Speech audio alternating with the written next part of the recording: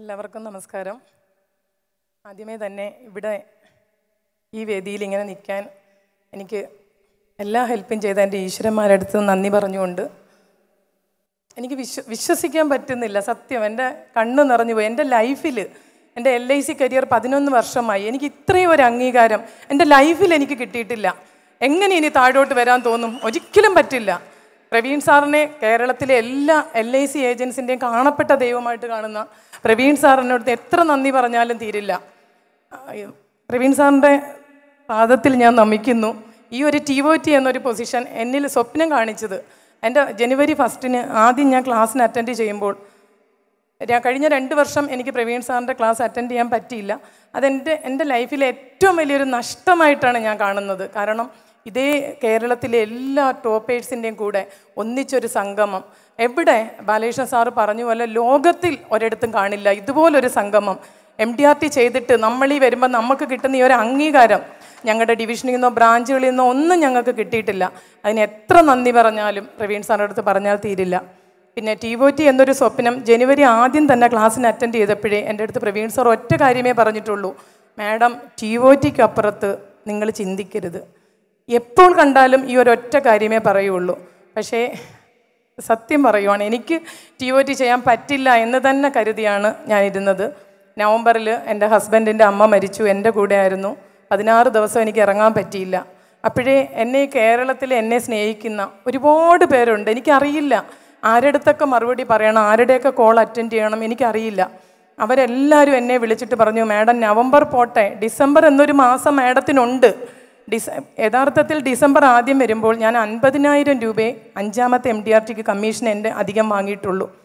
Correct 2 MDRT എനിക്ക് ഡിസംബറിൽ ചെയ്യാൻ കഴിഞ്ഞു.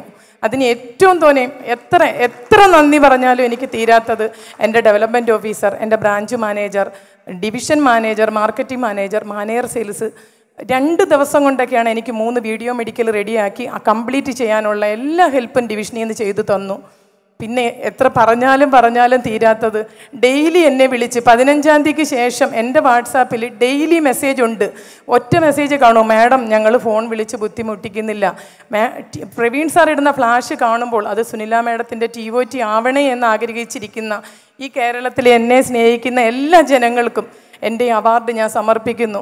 കാരണം അവരാണ് എന്നെ TOT ആക്കിയത്. അവരുടെ ഒറ്റ സ്നേഹം ഈ കേരളത്തിൽ എന്നെ സ്നേഹിക്കുന്ന എല്ലാവർക്കും എനിക്ക് എൻ്റെ ഹൃദയത്തിൻ്റെ ഭാഷയിൽ ഞാൻ നന്ദി പറയുന്നു. പ്രവീൺ സാറ്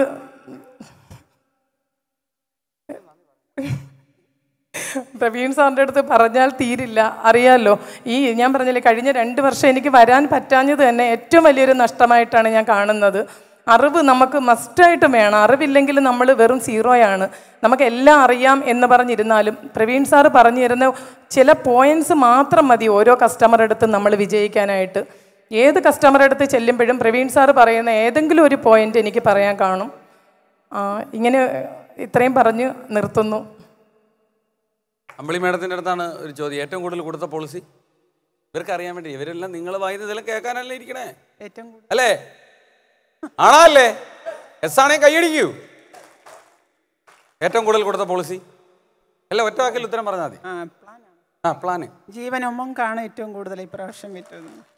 അപ്പോൾ ഈ അവസാനം എനിക്ക് തോന്നുന്നു നമ്മളാ ചിങ്ങ 1-നാണല്ലോ 2 പേരും ഇത് ചെയ്തത്. ഏത് COT ചെയ്തത്. അത് കഴിഞ്ഞിട്ട് പിന്നെ എത്ര ദിവസമേ ഉണ്ടായിരുന്നുള്ളൂ അടുത്തൊരു COTക്ക്? ശരിക്കും പറഞ്ഞാൽ ഓഗസ്റ്റ് സെപ്റ്റംബറിലും കണ്ടായിരുന്നില്ലേ ചിങ്ങം? ഓഗസ്റ്റ് 13-ാം തീയതി ആയിരുന്നു. ഓഗസ്റ്റ് 13-ാം തീയതിയാണ് COT ആയത്. ഓഗസ്റ്റ് 13-ാം തീയതി COT ആയി.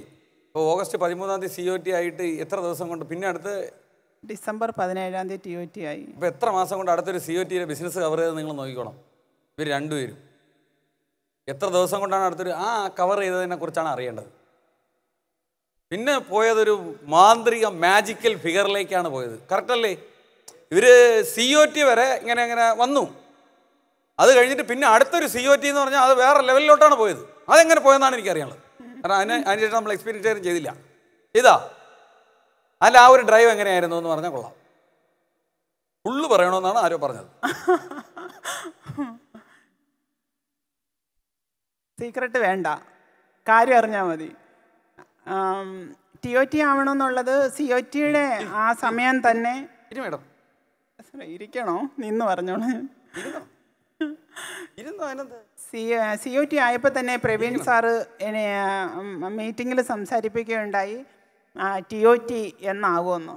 അപ്പോഴും ഞാൻ നിങ്ങൾക്ക് എല്ലാവർക്കും ഒരു മോട്ടിവേഷൻ ആവട്ടെ എന്ന് വെച്ചിട്ട് നവംബർ TOT ആകുമെന്ന് ഞാൻ പറഞ്ഞു.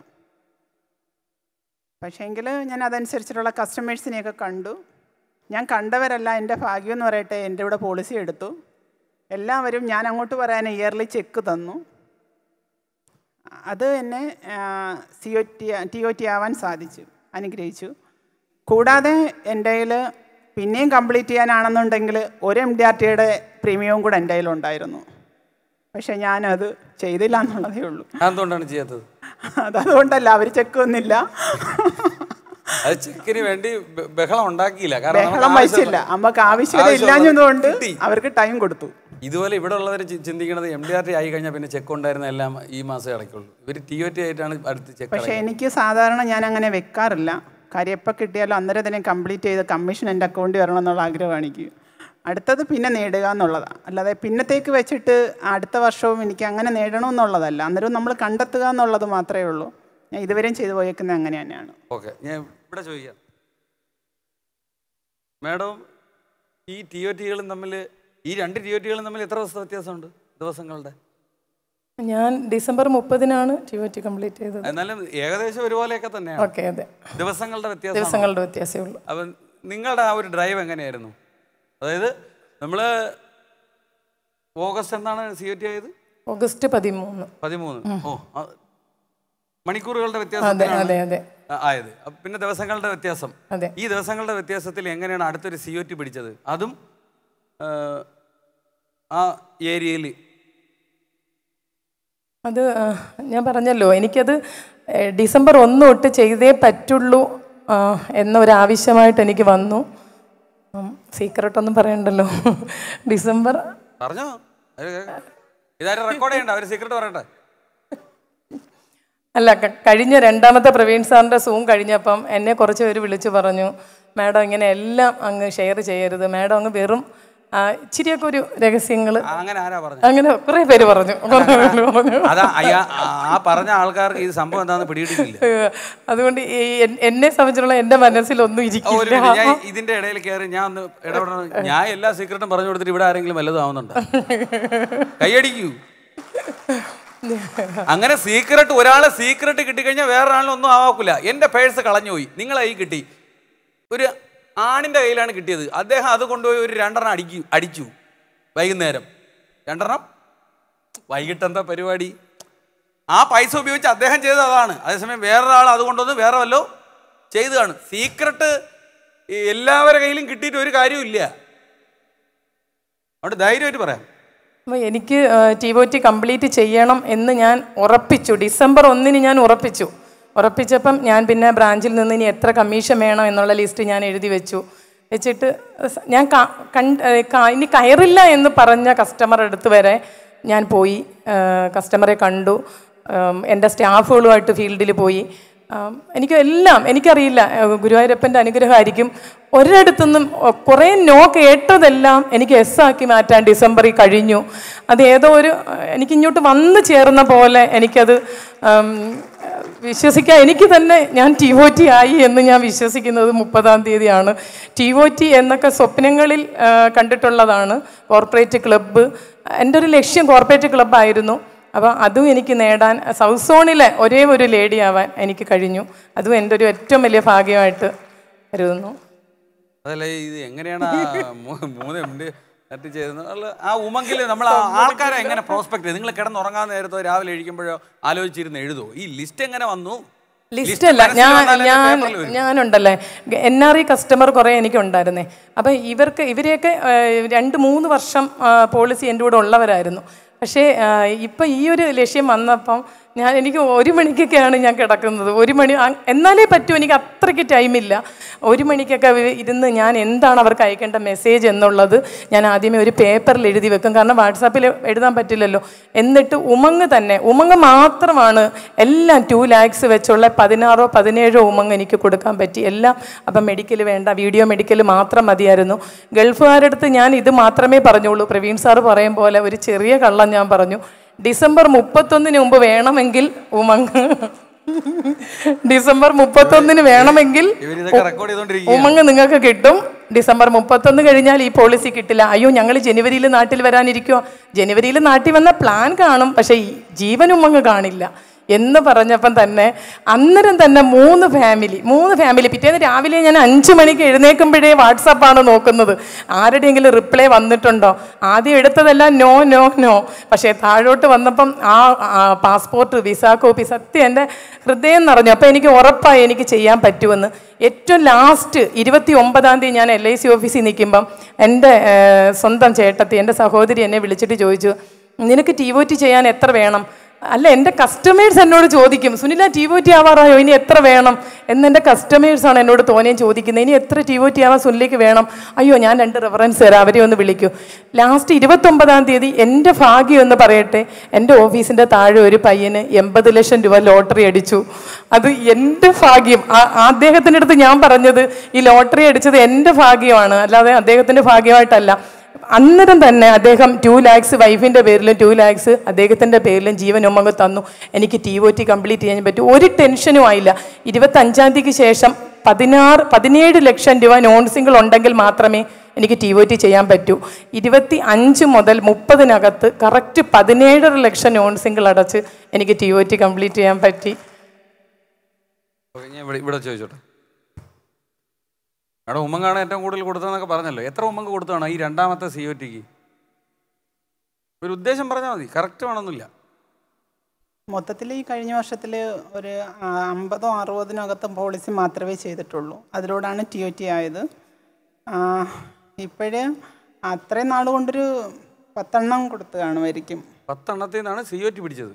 TOT അതല്ല, 10 എണ്ണത്തിൽ നിന്നല്ലേ അടുത്തൊരു COT വന്നത്. അതെ അതെ, അങ്ങനെയാണല്ലോ TOT പോയത്. അതെ അതെ. അതിന്റെ ആവറേജ് സമ്മർഷേഡുകൾ എല്ലാം 1.5 കോടിയും 75 ലക്ഷം അങ്ങനെയൊക്കെ വന്നു. ഒരു വീട്ടിൽ നിന്ന് എനിക്ക് 3 കോടി കിട്ടി. അതിന്റെ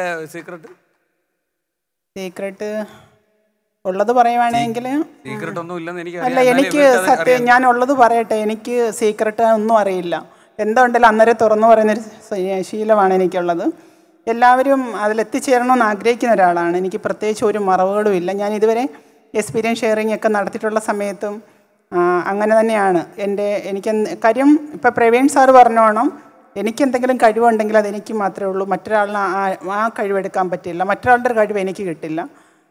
പിന്നെ മാത്രമല്ല, ഓരോരുത്തരും എത്താൻ സാധിക്കണമെന്നാണ് ഞാൻ ആഗ്രഹിക്കുന്നത്. കാര്യം നമുക്ക് എല്ലാവർക്കും ഇൻകം ഉണ്ടാവണം, നമ്മുടെ LICക്ക് നല്ല സാമ്പത്തിക വളർച്ച ഉണ്ടാവണം, അതുപോലെ നമ്മുടെ കസ്റ്റമേഴ്സിനും അതിലൂടെ ബെനിഫിറ്റ് ഉണ്ടാവണം. എന്നാലും തീർച്ചയായിട്ടും നമുക്ക് ആ സീക്രട്ട് മറ്റൊരാൾ നമ്മുടെ സുഹൃത്തുക്കളാണ്, അവരൊക്കെ അറിയണം എന്നുള്ളതാണ് എൻ്റെ ആഗ്രഹം. അത് അങ്ങനെ ഞാൻ പ്രത്യേകിച്ച് പറഞ്ഞത് എൻ്റെ ഒരു ബെനിഫിറ്റിന് വേണ്ടി ഇന്ന് വരെ ഞാൻ ഒരു കസ്റ്റമേഴ്സിനെ കാണാൻ പോയിട്ടേ ഇല്ല. ഞാൻ TOT ആവുകയാണെന്നുണ്ടെങ്കിൽ എൻ്റെ ബിസിനസ്സിലൂടെ ആവണമെങ്കിൽ ആകട്ടെ എന്നുള്ളത് മാത്രമേ ഉള്ളൂ. ഞാൻ TOT ആവാൻ വേണ്ടിയിട്ടും ഒരു കസ്റ്റമറിനെ ഒരു ബിസിനസ്സും അടിച്ചേൽപ്പിച്ചിട്ടേ ഇല്ല. അവരുടെ പ്രോഫിറ്റിനെ പറ്റി ഞാൻ സംസാരിക്കാറുണ്ട്, പ്ലാൻ പ്രസൻറ്റേഷൻ നടത്താറുണ്ട്. അത് പറയുമ്പോഴും അവർക്കത് ഇഷ്ടപ്പെടുവാണെങ്കിൽ അവരെന്നെ സമ്മതം. അപ്പോഴത്തന്നെ അവർ ആദ്യം തന്നെ മെഡിക്കലിന് വരുന്നതിന് മുമ്പ് തന്നെ അവരുടെ നിന്ന് ചെക്ക് വാങ്ങിയിരിക്കും. മെഡിക്കലിന് വരുന്നതിന് മുമ്പ് തന്നെ ഫുൾ ചെക്ക് വാങ്ങും. അതിനുശേഷമേ മെഡിക്കൽ എടുപ്പിക്കുകയുള്ളൂ. കാര്യം ഇതിന് മുമ്പൊക്കെ അങ്ങനെയൊക്കെ അബദ്ധങ്ങൾ പറ്റിയിട്ടുണ്ട്. ഇനി ആ മെഡിക്കൽ ഫീസൊന്നും നമ്മുടെ സാലറിയിൽ നിന്ന് പോകരുതല്ലോ എന്ന് വിചാരിക്കും.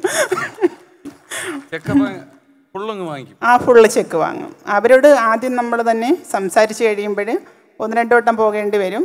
സംസാരിച്ച് കഴിഞ്ഞിട്ട് അവർക്ക് പ്ലാൻ ഇഷ്ടപ്പെട്ടിട്ടുണ്ടെങ്കിൽ അവരുമായിട്ട് സംസാരിക്കുമ്പോൾ നമുക്കറിയാൻ പറ്റുമല്ലോ.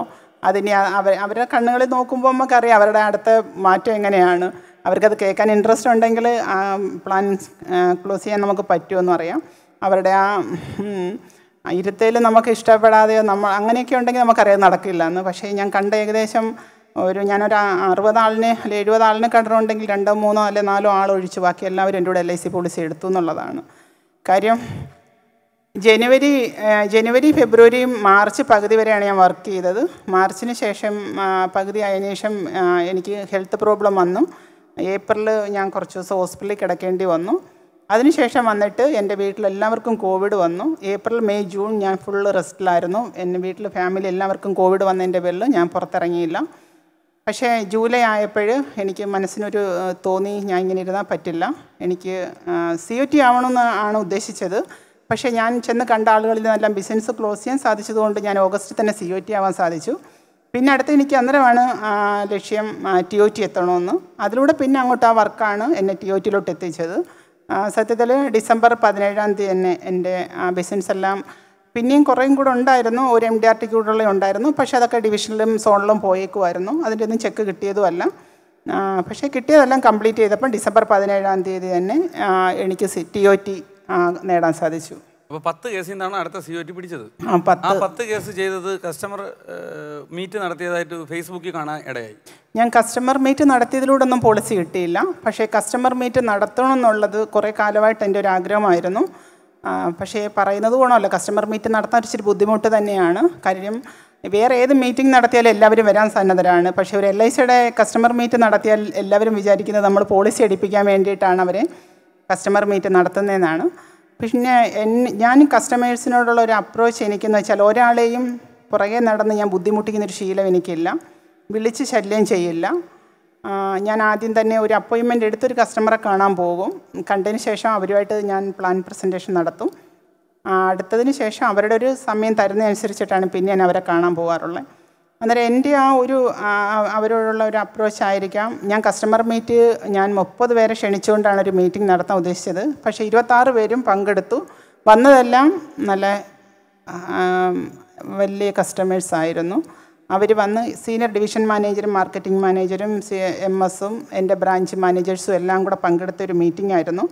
അവിടെ അവരുടെ ഓരോ വാക്കുകളും എൻ്റെ സീനിയർ ഡിവിഷൻ മാനേജറുടെയും ബ്രാഞ്ച് മാനേജറുടെയൊക്കെ ഓരോ വാക്കുകളും എൻ്റെ ഡെവലപ്മെൻറ്റ് ഓഫീസർ SBA പ്രദീപ് സാറൊക്കെ ഉണ്ടായിരുന്നു.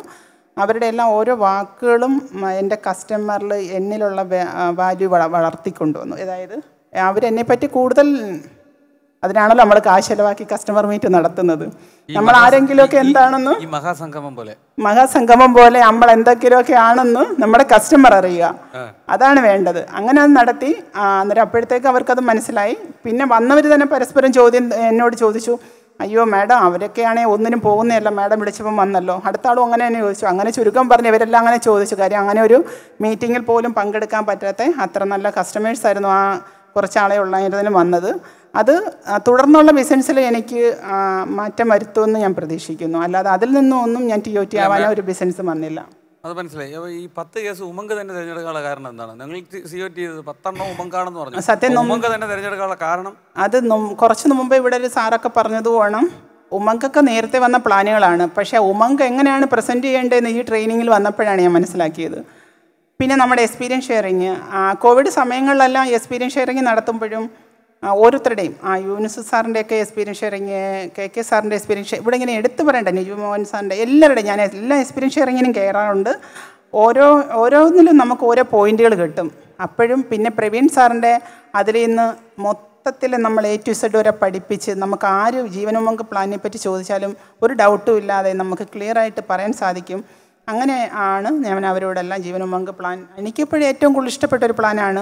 എല്ലാവരും ആഗ്രഹിക്കുന്നത് ലൈഫ് ടൈം കവറേജോ റിട്ടേൺസോ ഒക്കെ കിട്ടുന്നത്, അതിനെപ്പറ്റി നന്നായി അവരോട് അവതരിപ്പിക്കും. അങ്ങനെയാണ് ജീവനുമംഗ പ്ലാൻ സാധാരണ രീതിയിൽ തന്നെ അവതരിപ്പിക്കും, അല്ല എക്സ്ട്രാ ഓർഡിനറി ആയിട്ടൊന്നും ഇല്ല എന്നാണ് പറഞ്ഞത്? ഇല്ല, സാധാരണ എനിക്കറിയാവുന്ന രീതിയിൽ സംസാരിക്കും. എൻ്റെ കൂടെ അഹങ്കാരമായിട്ട് പറയല്ല, എൻ്റെ ഓഫീസേഴ്സിനും എല്ലാവരുടെയും സപ്പോർട്ട് എനിക്കുണ്ട്. ഒരു പോളിസി കൊണ്ടുവന്നാൽ എനിക്ക് എത്രയും വേഗം കംപ്ലീറ്റ് ചെയ്യാനുള്ള സപ്പോർട്ടിങ് എല്ലാവരും തരാറുണ്ട്. പക്ഷേ ഇന്ന് ഞാൻ പറയുവാണ്, എൻ്റെ SBA പ്രദീപ് സാർ തന്നെ പറയാറുണ്ട്, TOT ആയിട്ടുണ്ടെങ്കിൽ അമ്പിളിയുടെ മാത്രം ഒരു കഴിവാണെന്ന്. കാര്യം എൻ്റെ ഓരോ ഓഫീസേഴ്സിനെയും കൊണ്ടുപോയി എനിക്കൊരു പോളിസി പോലും എഴുതേണ്ട അവസ്ഥ വന്നിട്ടില്ല. കാരണം എന്തോന്നായിട്ട് ഞാൻ പറയുമല്ല, ഇതെന്താണെന്ന് ഞാൻ പഠിച്ചതിന് ശേഷം ഞാൻ ട്രെയിനിങ്ങുകളെല്ലാം പങ്കെടുക്കാറുണ്ട്. അതിലൂടെ ഞാൻ പഠിക്കും.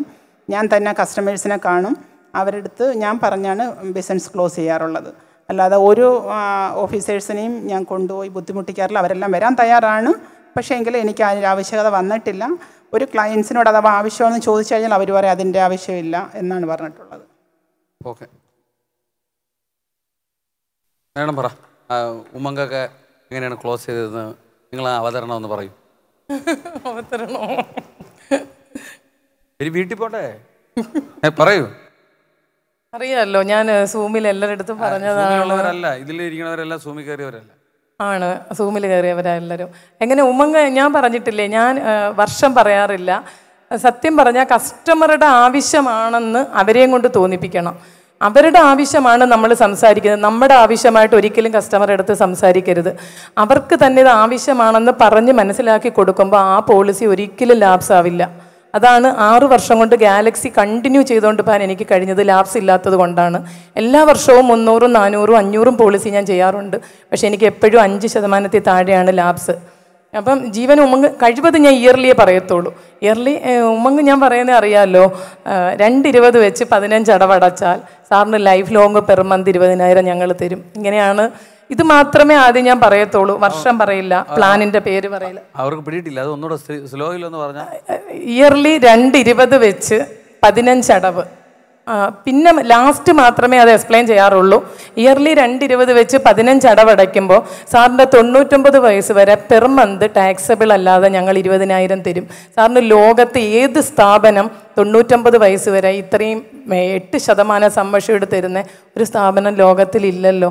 ഇത്രയും പറയുമ്പം തന്നെ അവർ പിന്നെ ആകാംക്ഷയോടെ കേൾക്കാനിരിക്കുവാണ്. പിന്നെ നമ്മുടെ ഫോണിൽ നിന്ന് അവരുടെ ഡേറ്റ് ഓഫ് ബർത്ത് വെച്ച് ഫുൾ അടിച്ചിട്ട് അത് നോക്കി ബാക്കി പറയും. ഇങ്ങനെയാണ് ഉമ്മങ്ങിൻ്റെ കാര്യം ഞാൻ സംസാരിക്കുന്നത്. ഇന്ന് വരെയും വർഷം ഞാൻ പറഞ്ഞിട്ടില്ല, പ്ലാനിൻ്റെ പേര് പറഞ്ഞിട്ടില്ല, ടേം പറഞ്ഞിട്ടില്ല, ഒന്നും പറഞ്ഞിട്ടില്ല.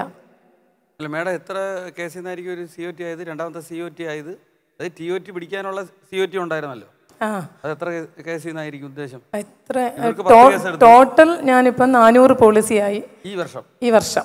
ഉറങ്ങുമോ? 1 കോടി നോൺ സിംഗിൾ പ്രീമിയമായി, 99 ലക്ഷം നോൺ സിംഗിൾ പ്രീമിയം ആയിട്ടുണ്ട്. അതെൻ്റെ ഒരു സ്വപ്നമായിരുന്നു. 1 കോടി നോൺ സിംഗിൾ എന്നത് ഏജൻസി എടുത്തിട്ട് ആദ്യമായിട്ട് നടക്കുന്നതാണ്. അടുത്ത എന്ന് വെച്ചാൽ ഓൾ ഇന്ത്യ ഏസ് കോമ്പറ്റീഷനിൽ 1,40 ലക്ഷം രൂപ നോൺ സിംഗിളും 150 പോളിസിയും അടച്ചാൽ എനിക്കും ഹസ്ബൻഡിനും ഇന്ത്യക്ക് പുറത്ത് ടൂറുണ്ട്. എൻ്റെ അടുത്ത ലക്ഷ്യം അതാണ്. 1.5 കോടി പ്രീമിയം കൊടുക്കുക. മാർച്ച് 31 മുമ്പ് ഞാൻ ഹസ്ബൻഡും കൂടെ ഫോറിൻ ടൂറിന് പോവും. അതും എൻ്റെ ലക്ഷ്യമാണ്.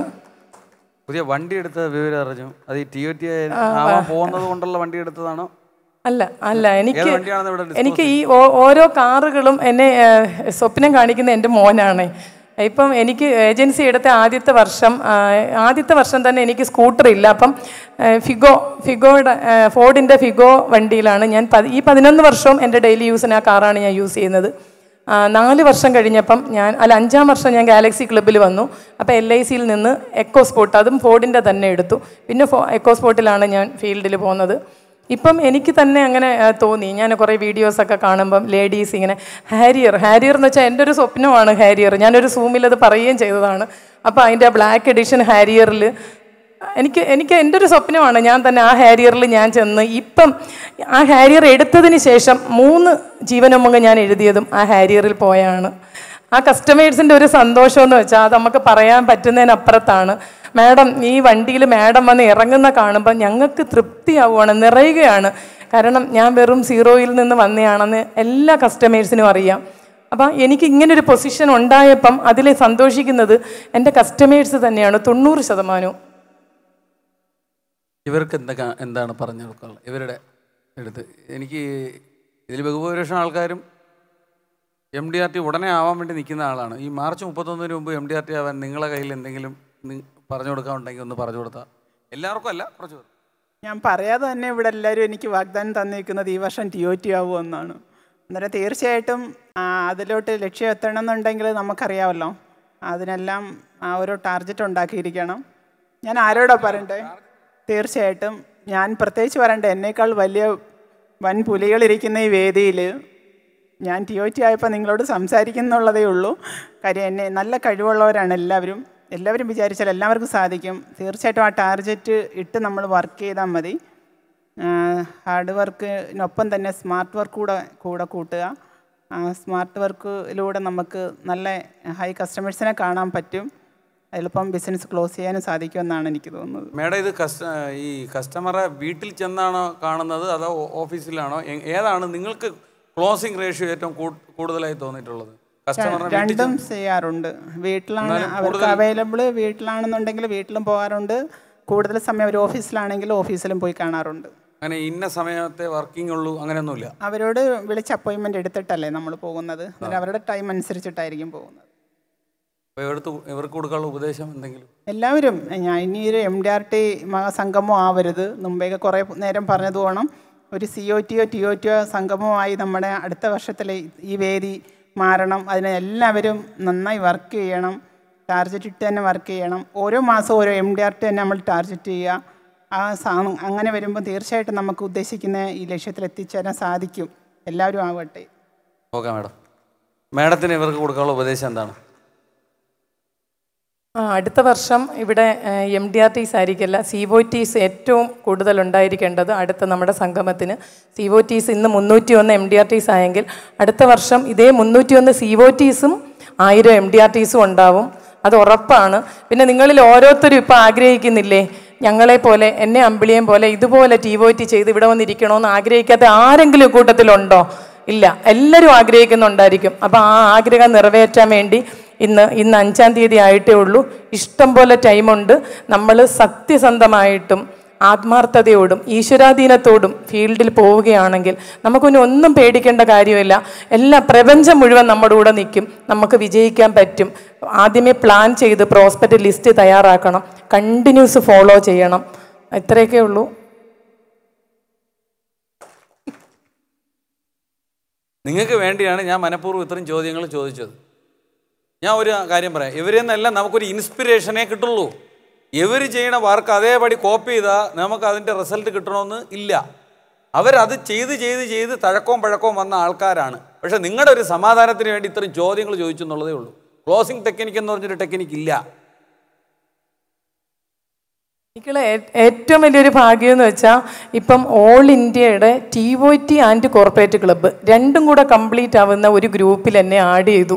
ഞാൻ ആ ഗ്രൂപ്പിലെടുത്ത് പേര് നോക്കുവാണ്. ഞാൻ മാത്രമേ ഉള്ളൂ എനിക്കറിയാവുന്നത്, കേരളത്തിൽ നിന്ന് ഞാൻ മാത്രം. പിന്നെ നമ്മുടെ ലുഗിയുടെ ജോൺ സാറും ബൈജൂസ് അക്കാഡമിയിലെ ബൈജു സാർ, ഈ 2 പേരേ ഉള്ളൂ എനിക്കറിയാവുന്നത്. ബാക്കിയെല്ലാം അതിലിപ്പം ഫസ്റ്റ് TOT ചെയ്ത 2 പേര്, ഫസ്റ്റ് COT ചെയ്ത 2 പേര്, അവരെല്ലാം ആ ഗ്രൂപ്പിലാണ്. ആരെന്നെ ആഡ് ചെയ്തെന്നൊന്നും അറിയത്തില്ല. എൻ്റെ ഏറ്റവും വലിയൊരു ഭാഗ്യമായിട്ടാണ് ഞാനത് കാണുന്നത്. TOT ആൻഡ് കോർപ്പറേറ്റ് ക്ലബ്ബ് രണ്ടും കൂടെ ഉള്ള ഒരു ഗ്രൂപ്പിൽ ആഡ് ചെയ്തു. ഭയങ്കര തന്നെയല്ലേ. TOT ഏറ്റവും കൂടുതൽ വരാനുള്ള ഗ്രൂപ്പ് ഏതാണെന്ന് അറിയാമോ? മിഷൻ 1 crore കൺഫേം MDRTയുടെ ഗ്രൂപ്പാണ്. അവിടെ നമുക്ക് പല ഇനം വിത്തുകൾ കിട്ടും. പക്ഷേ നമ്മുടെ ഓയിൽ ടെസ്റ്റ് ചെയ്തിട്ട് പല ഇനം വിത്തനങ്ങൾ വിപണിയിൽ അവൈലബിൾ ആണ്, നിങ്ങൾക്ക് എല്ലാവർക്കും അറിയാം. പക്ഷേ നിങ്ങൾ ഞാൻ പിന്നെ സിനിമയിലെ സന്ദേശം എന്ന് പറഞ്ഞ സിനിമയിലെ ഉദയഭാനു എന്ന് പറഞ്ഞൊരു ക്യാരക്ടറുണ്ട്, സിദ്ദിഖ് ചെയ്ത ക്യാരക്ടറാണ്. അദ്ദേഹം കുറച്ച് മണ്ണെടുത്ത് ഇങ്ങനെ അമ്ലത്വം ഉണ്ടോ എന്ന് പരിശോധിച്ചു നോക്കും. അമ്ലത്വം ഉള്ള മണ്ണിലാണെങ്കിൽ എന്തോ യൂറിയ കുറച്ചിടും, എന്നിട്ടാണ് വിത്തെറിയുക. അപ്പോൾ ഞാൻ നിങ്ങളുടെ അടുത്തൊരു കാര്യം പറയാനുള്ളത്, ഞാൻ അമ്ലത്വം പരിശോധിച്ചിട്ടാണ് ക്ലാസ് നടത്താറുള്ളത്. അമ്ലത്വം പരിശോധിച്ചിട്ടാണ് ക്ലാസ് നടത്താറുള്ളതെന്ന്. അല്ലാതെ എല്ലാ വിത്തും എടുത്ത് അങ്ങോട്ട് എറിയൂലാന്ന്. അതെല്ലാം പൊടിക്കണമെന്നൊന്നുമില്ല. ചിലപ്പോൾ വലിയ ഇങ്ങനെ പൊടിച്ച് വരും, അപ്പം തന്നെ ഇടിവെട്ട് പോലെ. അത് നമ്മൾ വാങ്ങിച്ചുകൊണ്ട് നടന്നൊരു സാധനമുണ്ട്, അത് കാണാൻ ഭയങ്കര ചന്തമാണ്.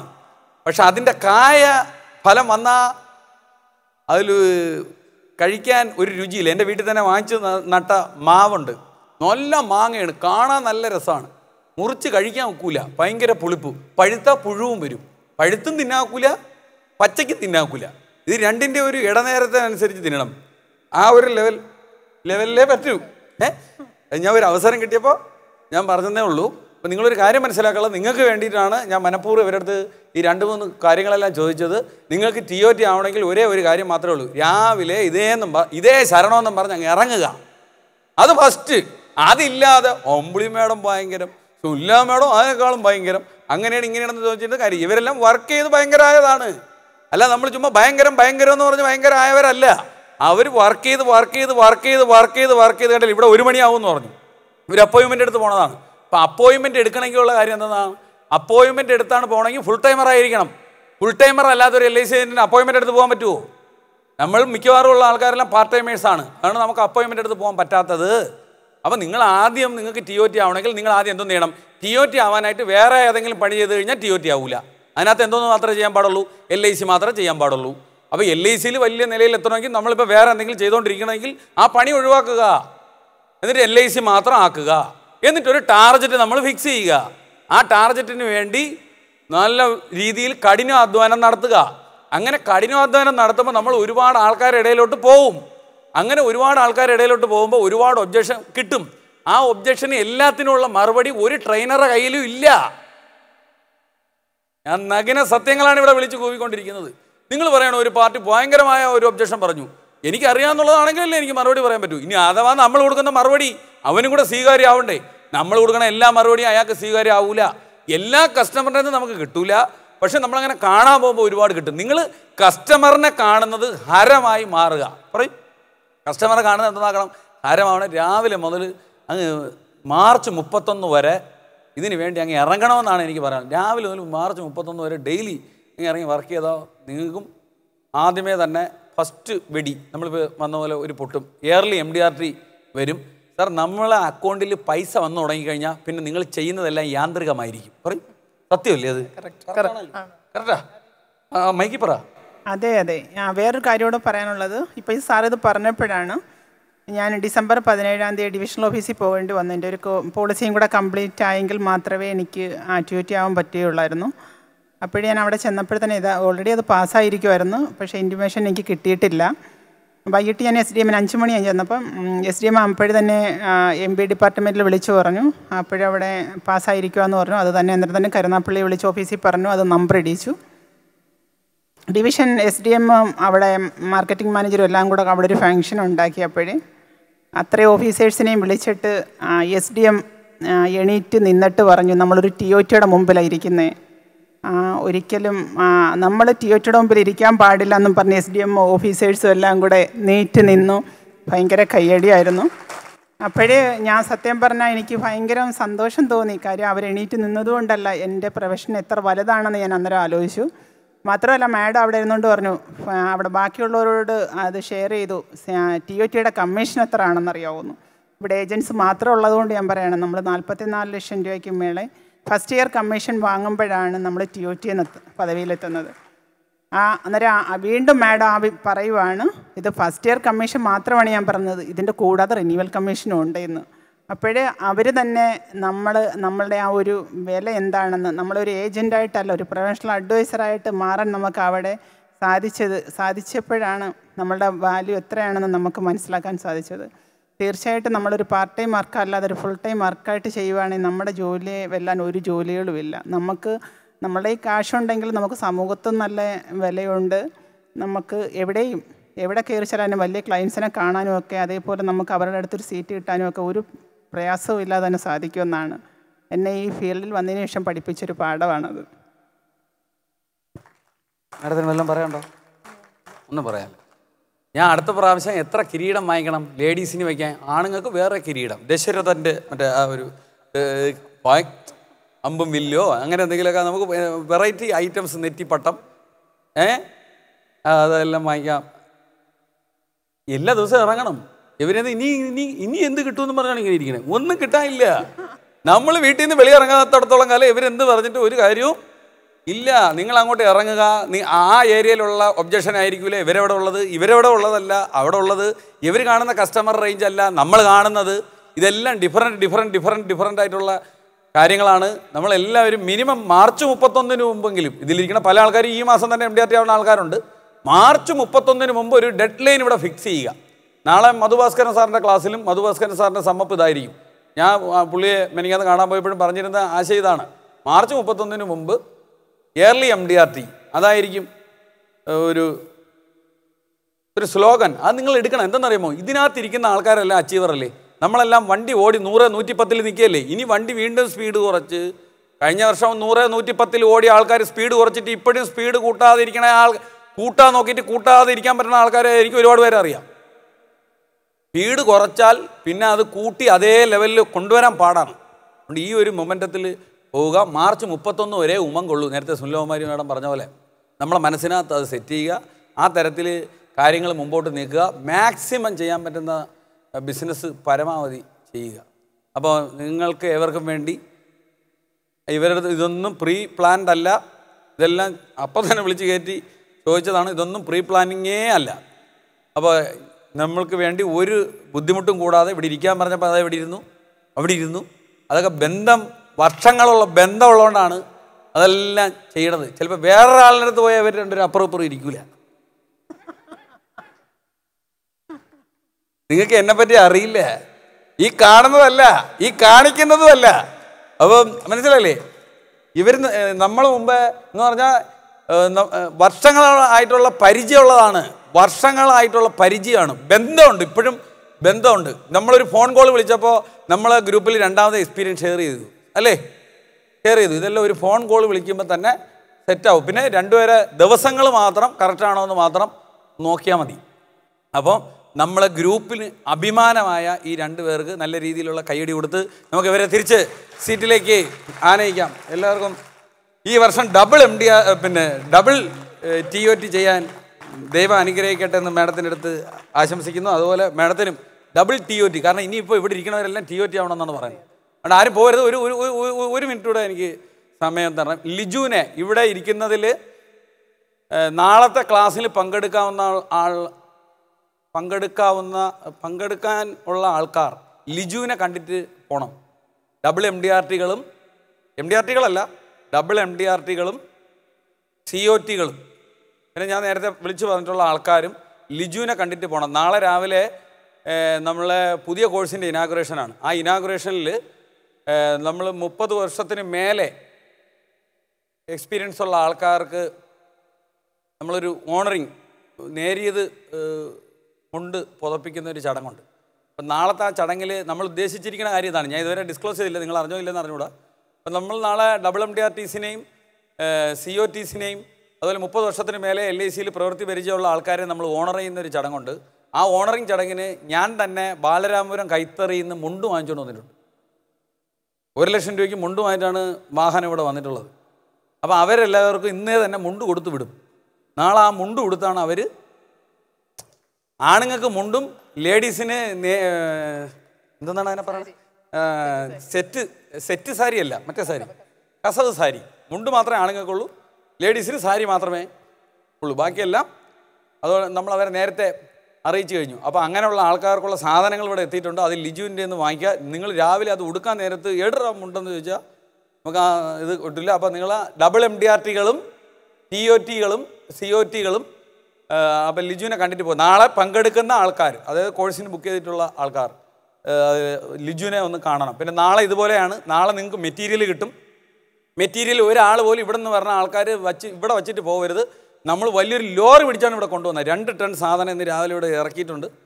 അത് വലിയൊരു ലോറി പിടിച്ചാണ് ഇവിടെ കൊണ്ടുവന്നിട്ടുള്ളത്. അതും കൂടെ കൊണ്ടുപോകണം. ബാഗുണ്ട്, 5-6 ബുക്കും കാര്യങ്ങളൊക്കെ ഉണ്ട്. ഞാൻ ഈ ബുക്ക് ഇപ്പോഴും അടിച്ചുകൊണ്ടിരിക്കുന്നു. നിങ്ങൾ അലമാരയെ വെച്ചുകൊണ്ടിരിക്കുന്നു, ഞാൻ ബുക്ക് അടിച്ചുകൊണ്ടിരിക്കുന്നു, നിങ്ങൾ അലമാര വെച്ചുകൊണ്ടിരിക്കുന്നു.